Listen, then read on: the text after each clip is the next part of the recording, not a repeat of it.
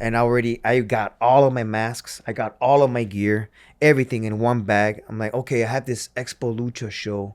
Let me just get better, and so I can just do that show and I'll retire. I told my wife that, and I promise I'll look for a new career, and I won't put the family through all this. And she's like, yes, because you scared me too. I almost left you. I'm like, oh my God. Like, I'm sorry, this and that. We had a long talk. I'm like, but she supported me even since day one.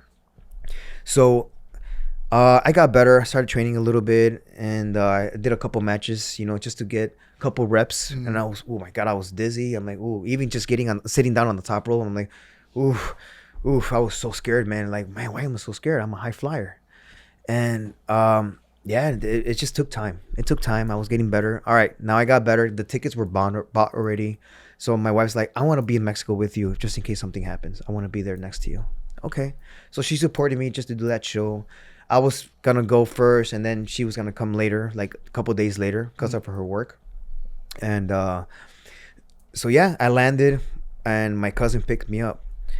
And he's like answering his phone. He's like, hey, it's your wife. And I'm like, oh, please, no, please. What happened to my mom? I'm like, oh my God, what happened? Like, no, I don't want to know. No, they're laughing. What? Why are they laughing? Like, oh my God, like, is my mom okay? Like, your mom is fine. She's laughing with your fiance, my wife now. I'm like, oh, okay. I'm like, oh my God, what? My dad okay? Because he's diabetic too. I don't want to make him sick. And I'm like, okay, hey, what happened? No, no. You left your phone here. You know that? Yeah, I left it there. Like, yeah, because nobody's gonna call me. Like, why? I turned on your phone because your phone was dead. You have 6 missed messages. Okay, from who? From WWE. What? Please, is my mom okay? Stop messing with me, please. No, it's from WWE. Here, you want to listen to the voicemail? As soon as you get to your cousin's house, go on Skype and I put the voicemail there so you can hear it yourself. I'm like, but so is my mom okay? I'm like, yeah, she's fine, okay. I'll meet you there in 2 days. We need to talk. Okay. So I go to my aunt's house, and she put the voicemail. It's like, hey, so and so, we need you for Money in the Bank, Monday Night Raw, and SmackDown. Can you make it? And I'm like, oh my God, what is going on? Like, okay, I've been told even from other wrestlers, like, hey, don't the world does not need another Rey Mysterio. You don't go to WWE. You're never gonna make it. I'm like, I've been told that too. And it's just like, I'm not Rey Mysterio. I'm Samurai Del Sol. Even though I idolize Rey Mysterio and Eddie Guerrero, man, they're legends. They inspired me too. So I hear the message, and I wait for my wife, and she pulls me aside once she gets there. It was close to bedtime. She just wanted a one-on-one to talk privately. It's like, hey, like, if you really want to do this, like, I'll stay here in Mexico with you till you get good and better. But you need to tell me right now, if you don't want to do this, if you're just going to mess around and not take it seriously, I'm gone. Because my dream is to be in school. My dream is school. I don't like wrestling, but I'm here to support you 100%. And I need you to train with the best, and I need you to take advantage of any opportunity that's thrown to you. Media, radio, I don't care how far it is. You're going to take advantage and train with the best. If one trainer is not available, go find another trainer. So you're going to train every day until I see that you can get better. I'm like, you need to tell me, do you really want this or not? I'm like, well, I lost everything already. I got my girl here, my aunt that's willing to offer me her home. I'm staying here with her. I'm like, well, I lost it all already. So, hey, all right, I'm all in if you're all in. All right, cool. So, shout out to your wife, train. man. Oh, thank you, man. Yeah, dude, she's my rock, man. And so yeah, and then from there it's just training every day. Media. Who wants to do media? It's 4 hours away. I'll do it. Who wants to do radio? It's 5 hours away. I'll do it every time because nobody else wanted to do it. So I was self-promoting myself so much, and I was self-promoting myself with finding photographers, great photographers, taking pictures, professional pictures. This is all through my wife. Hey, you need a good picture. You need this. You need good gear. You need this.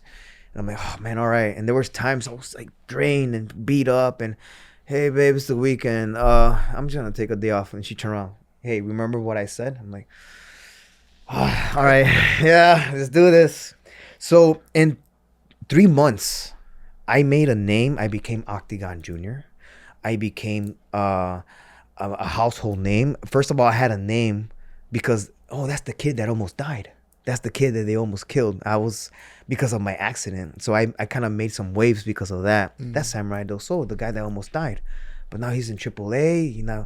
He's traveling the world. I was traveling from Mexico to Canada, to Europe, to the States, while my wife stayed in Mexico with my aunt, still supporting me, just staying there. And like, hey babe, you want a mask? And like, I need your help. Like, I just need you to take off my jacket. All right, cool. So I gave her a mask. Like, babe, there's 2,500 people here. There's 3,000 people here. Like, hey, nobody knows what you look like. So she started coming out with me a little bit, just supporting me, clapping, yay. And she started getting fans from herself too. I'm like, oh shit, there you go. Like, sorry for my language, but yeah. And then I started just making waves and stuff, and then I was just getting my groove already. I'm like, all right, cool. And my wife looked at me and was like, hey, I think it's time to go home. Like, really? I'm just feeling already. I'm like, I feel like I'm in the mood. Like, I can do more. Like, no, it's time to go home. I'm like, all right, cool. And so my dad at the time offered me an apartment, and he was helping me out too, and I was helping him out too because I was wrestling. And I was living off wrestling. Wrestling was my full-time job now, and because I was getting so much work, and my wife was helping me getting bookings too. It's like, hey, make sure you do this right. Make sure your media it's clean. Make sure you don't say anything dumb. I'm like, okay, cool. So she was teaching me all that stuff from the get go, and then I started getting bookings like CZW. I did this great show with I had a great match with another wrestler named AR Fox. Great match debut. Then I did a couple matches with them. Then I got contracted by this company called Dragon Gate USA, which was a big name at the time. It's a Japanese company, and that was my first contract with them. And yeah, my wife sat down with me, meeting the promoters, like, hey, so and so, like, this is how much he charges. I was like, I want my husband to be signed in 2 years. I'm like, what? Like, there's no way. Come on, this and that. Like, no, yeah, like, his talent. And so she was like my manager. So she was speaking. I'm like, babe, what are you doing? What are you doing? Like, oh. And then at the time, like, it's just like she was helping me talk professionally, like, how to value myself. I didn't know how to value myself. She taught me that. Like, value your moves, value your look, value who you are. Man, okay. And then that was my first contract with them. My first match with them was in Miami when The Rock wrestled John Cena. And that was, they have whenever there's a WrestleMania, they have WrestleCon, which there's wrestling all over that WrestleMania around that area. We call it WrestleCon every year.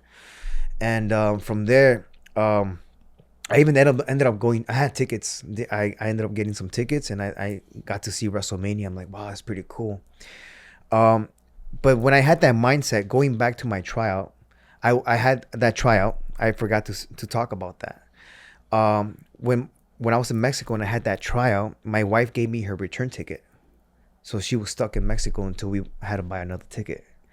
So I'm just going backwards real quick. Make it make sense. Yeah.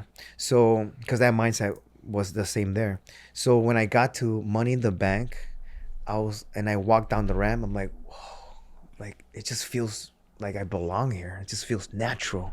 And like, man, I just saw the WWE sign, and I saw the corners, the turnbuckles, WWE. I'm like, man, it's so cool. I can be here.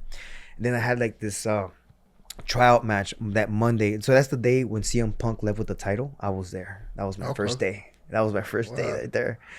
And yeah, and it was just hearing the crowd, the atmosphere, the pyro, everything. Like, it's a whole new world. I just feel like I belong. I don't know why. I just feel like I'm there.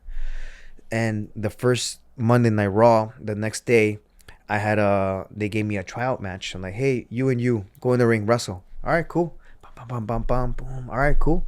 I did my thing, and I was in the back. And then Tuesday, at the time, we filmed SmackDown the following day because it was pre-recorded at the time.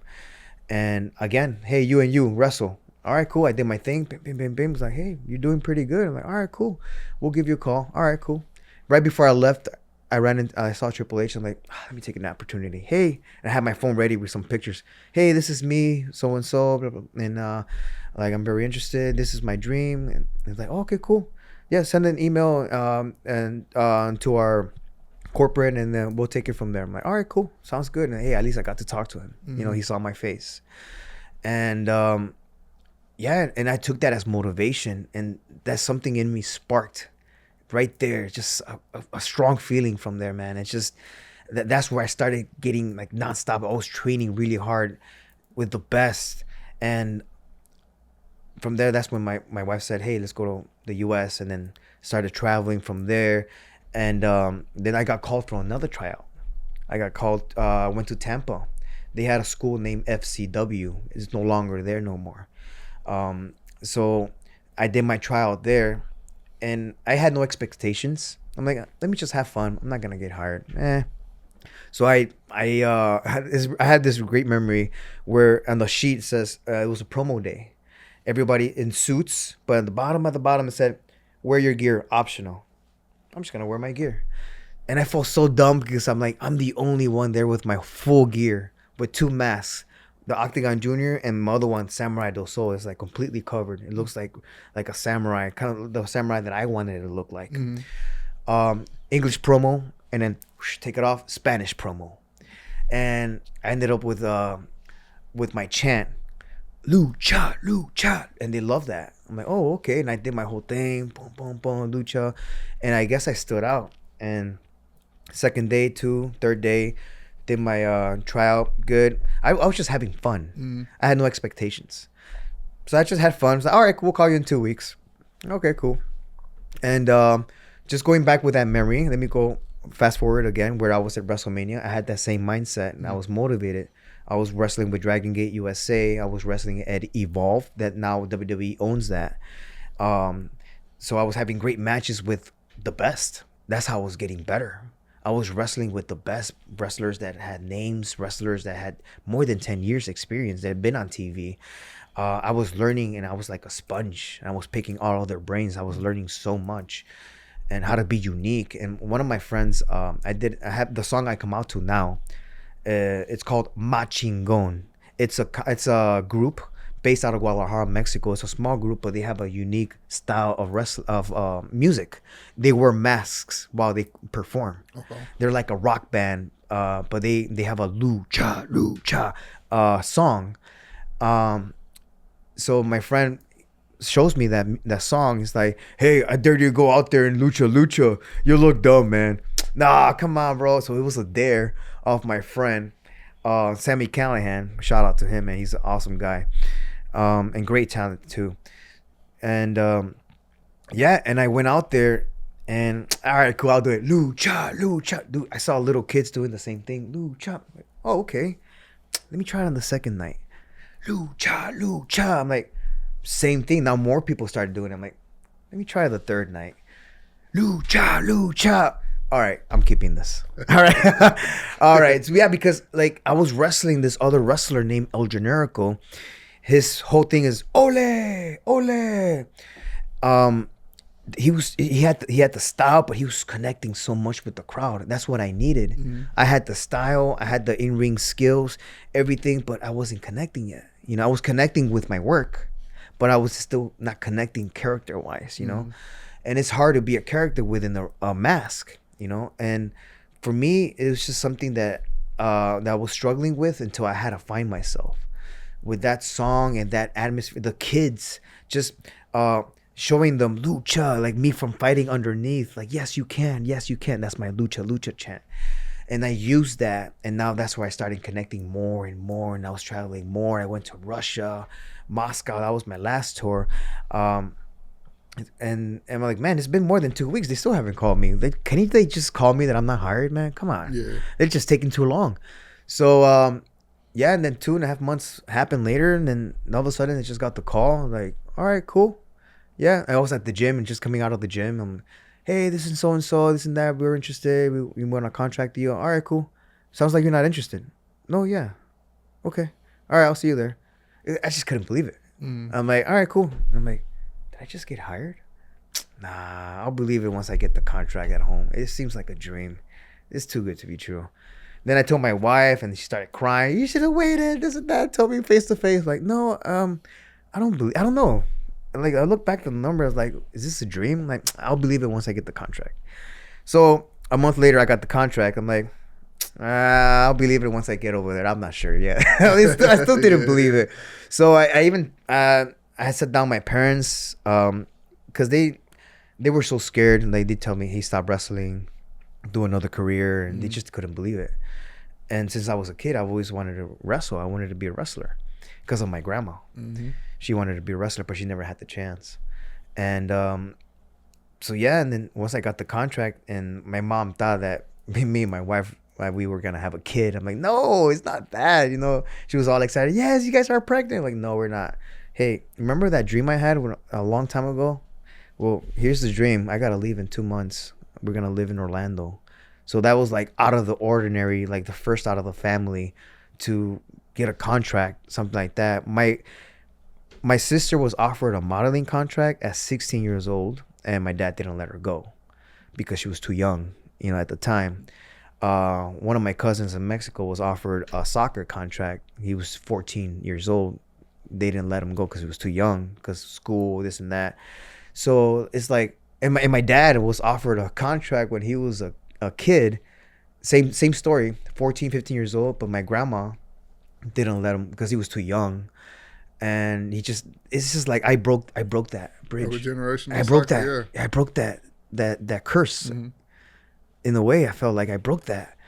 And I'm like, man, I'm accepting this no matter what, because I almost died getting here. And if it wasn't the support of my wife, man, dude, I don't know where I have been, because I don't know, man. I mean, I can't picture where I would be.